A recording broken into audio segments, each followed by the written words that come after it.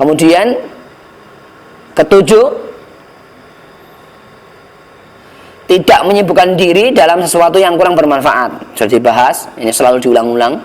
Maka hal-hal yang kurang bermanfaat, saya bilang, apapun itu kalau berlebihan akan tidak jadi bermanfaat.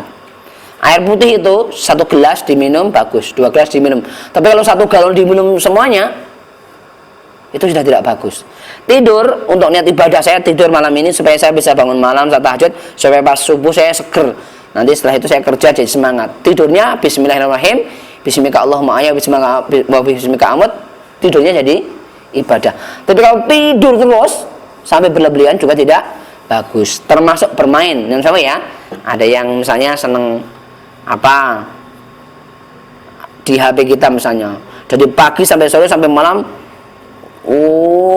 WA-an terus atau nge-game terus, itu juga sudah berlebihan. Jadi ada saat-saat kita istirahat, untuk ketika sesuatu yang berlebihan itu mesti tetap tidak akan bagus. Kecuali memang tugasnya buzzer, Ustaz. Nah, gitu. Jadi di dalam bisnis kan mesti ada buzzer, Mas ya, untuk meng-up sebuah produk. Jadi pagi sampai malam dia di depan laptop untuk meng-up sebuah produk. Memang kerjaannya itu tidak apa-apa, tapi tetap harus ada waktu-waktu kita kemudian mendekat diri kepada Allah. Betul ya? Nggih.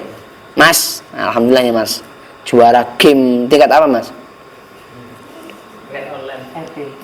Juara game online. Apa? Saya lihat kalau ada sebuah penelitian, kalau orang itu pintar main game, dia akan lebih lihai mengenal teknologi-teknologi yang baru gitu.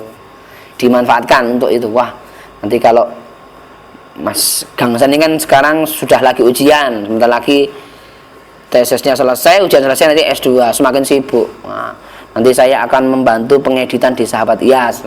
Boleh. Sebenarnya saya lagi membidik 2 ini, Mas Debi sama Mas Ipin, tapi banyak kerjaan.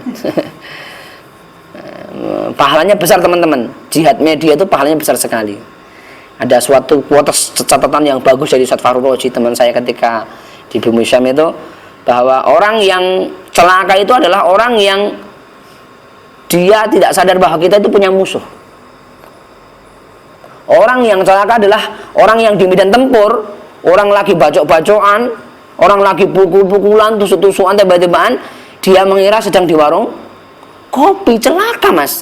Dan saya katakan hari ini kita sedang di medan tempur. Jenengan ini sedang di medan tempur hari ini. Di mana? Di sosial media. Zaman dulu itu 10 tahun yang lalu, di masa saya masih muda-muda dulu tuh, semua media dikuasai, semua media mainstream dikuasai mereka.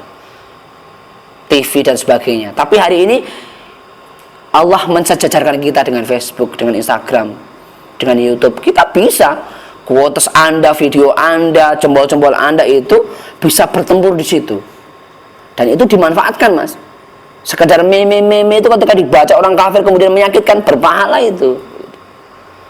Maka perang generasi keempat itu justru ternyata sudah tidak didominasi dengan AK-47 lagi, dengan bom artileri lagi, tetapi dengan perang media.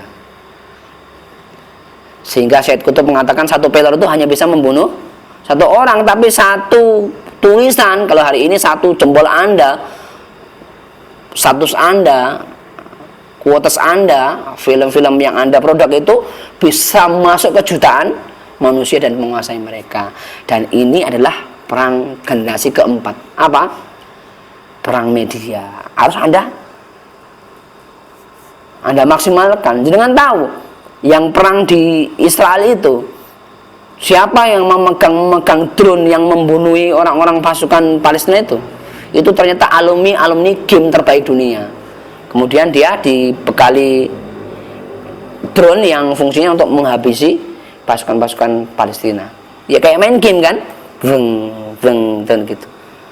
Nah, Anda juga harus seperti itu, menghabiskan energi Anda, kemampuan Anda untuk perjuangan Islam ini dengan apa yang Anda punyai. Maka yang sudah mulai senang-senang edit nanti mendalami sama Mas Gangsat, supaya kalau pas lagi sibuk nanti bisa mengganti sedikit-sedikit, karena saya terus memproduksi quotes, ceramah subuh, video dan sebagainya. Itu nampaknya sudah mulai agak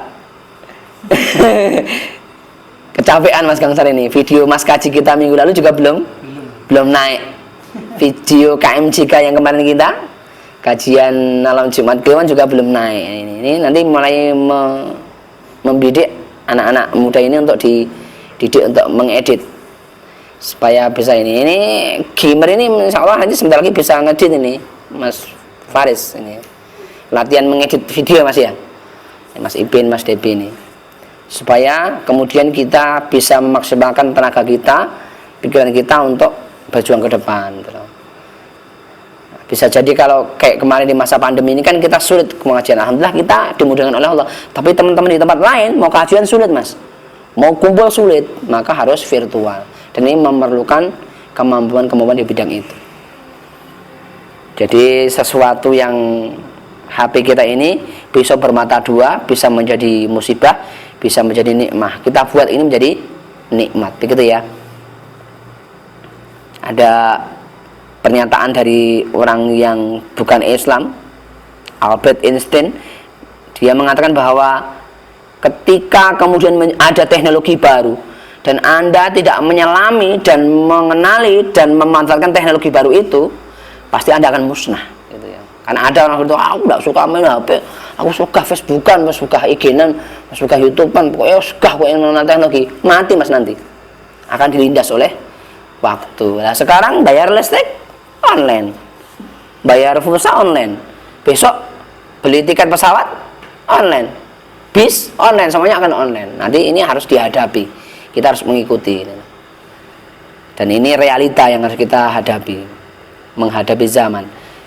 Jenengan masih kecil ya, saya akan mengatakan, kalau Anda mendidik adik-adik Anda, anak-anak Anda seperti pendidikan yang hari ini, anak Anda akan gagal Mas. Kenapa?